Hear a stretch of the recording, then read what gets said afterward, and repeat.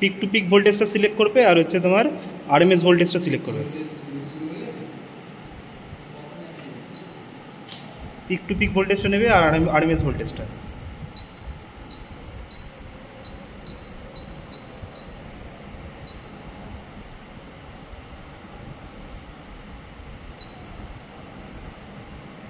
হ্যাঁ আরএমএস, ঠিক আছে, হ্যাঁ আরএমএস চলে এসছে। হ্যাঁ নাও অ্যাভারেজটা নাও এবার।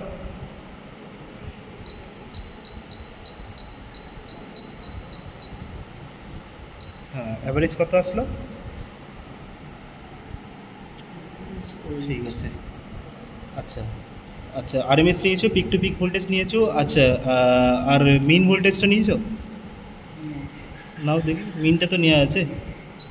মিনিমাম, মিন মানে মিনিমামটা, ভি মিনিমাম। তাহলে নিচে, তাহলে বসে যাও ওপরে, আস্তে আস্তে সিলেকশন করো। হ্যাঁ মিনিমাম এসছে।